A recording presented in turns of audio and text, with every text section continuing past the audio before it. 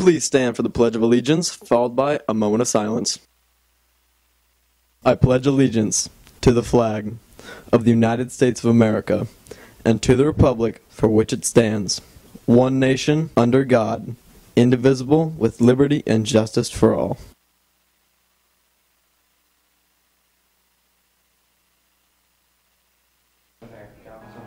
Coming up today on FST News, find out what awards Hillside Hot Wire brought us home, and find out what musical performance you can watch at the Hill today.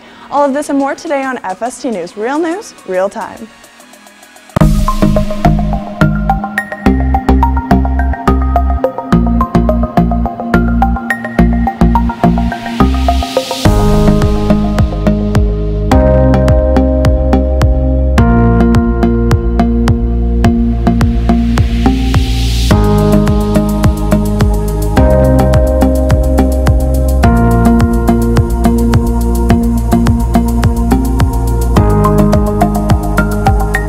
Good morning. Today is Wednesday, May 9th. I'm Zoe High.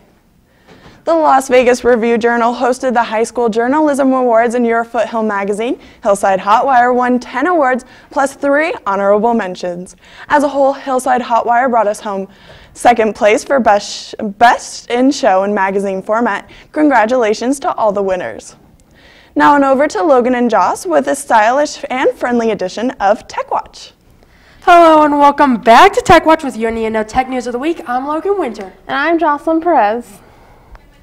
Fashion and technology don't always mix, but a new designer is working to make the two come together. The designs have hidden technology that can be a motion sensor and temperature sensor. So when something doesn't feel quite right, the dress can send you feedback and act as a sixth sense. A new robot called the Comfort Companion is trying to fill the void by offering the benefits of therapy animals. Each companion is packed with sensors and microphones, ones that are used to imitate movement, make happy animal sounds, regulate its body temperature, open and close its eyes, recognize faces, and react to being cuddled or hugged. Well, for now, that's all the tech news we have for you today. Find out more top tech news next week on Tech Watch. Thanks, guys. Today is your last day to see your choir until next year. Today is their final concert of the year from 7 to 8:30 in the theater, so make sure to stop by. And this Friday, you can catch our choir and band's jazz night in the theater at 7 p.m. with a special guest trombone player, Francisco Torres.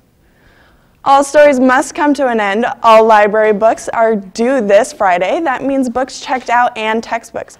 You can also return any books from previous school years. If you have any questions, see librarian Susan Ball in the library. Sometimes we forget all the fun things that we've done over the year, but luckily yearbooks are made to keep those memories safe. Yearbooks are being distributed on Friday during your English class. You will go to the gym lobby to get your yearbook. If you missed out on buying your yearbook, you can buy one until 2 p.m. today at the Banker for $95. After today, all sales will be cut off until Friday. Don't miss out to get some extra credits. If you have a job, don't forget to turn in your pay stubs to career specialist Lisa Mendez in the Career Center to get some free credit towards your diploma. Now on over to Jana and Evan with how your sports teams did on their regional games with FST News Sports. Good morning. Starting today off with boys baseball and softball. They played Green Valley yesterday. Baseball lost 10-0 and softball lost 4-2. From the field to the pool, swim and dive have a meet today over at the UNLV pool starting at 3:30, going against various teams. From the pool to the net, men's volleyball took on Rancho yesterday and won 3-0. Tanner Lester had 9 kills in 6 days. Caleb Sturman had 11 kills and 20 assets. Way to go, boys. If you're attending any regional games, tickets are $10 for adults, students are $5, and seniors 62 and over are $3. That's all the sports for today. Zoe, back to you. This week is Teachers Appreciation Week, and although we love our teachers and administrators, there's one job on campus that usually goes unnoticed.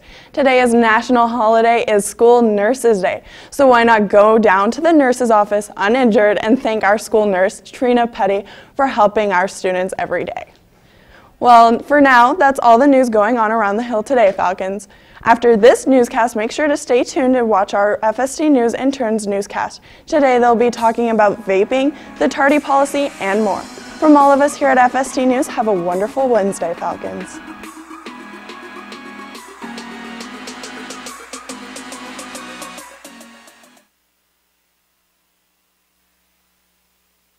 Good morning and welcome to FSTNEWS. I'm Sky Carter. And I'm Hannah Desarmy. With companies like Airbnb and Whimdu on the rise, hotels could be losing customers. Airbnb is a lodging service made so that regular people can rent out their homes to other people. It is generally cheaper than hotels and you typically have more space, but hotels are usually safer, more reliable, and often offer more services than what Airbnb room would. When it comes down to it, if you like cheaper rooms and more social interaction, then Airbnb is for you. But if you like consistency and stability, then stick to hotels. Vaping in schools is becoming very popular, but is an issue. 1 in 3 high school students have admitted to vaping in the last year. Reporter Mariah is here to tell us more. Thanks, Sky. Vaping in schools is becoming very popular, but it's also becoming an issue. Some vapes contain nicotine, but not tobacco like regular cigarettes do. Even though tobacco is not in vapes, nicotine is an addictive drug that people become addicts off of. According to New York Times, high schools across America have gone as far as expulsion of students who were caught vaping on campus and in class. In Clark County, our policy of if you are caught vaping in class, serious actions will be taken place. Actions vary depending upon the school you are attending. Hannah and Sky, back to you. Thanks, Mariah. Discipline is something that we all have experienced at some point. Here at Foothill, we have ways of showing it. Tina Lar and Mark Romanowski, our deans, are here to enforce our rules.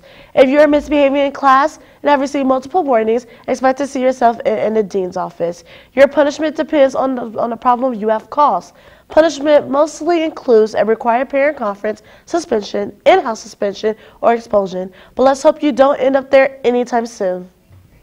The feeling you get when your phone vibrates in your pocket. Are you able to ignore it or do you need to check it? The values people have between social media and education constantly fight against each other. One study shows that 50% of teenagers feel addicted to social media.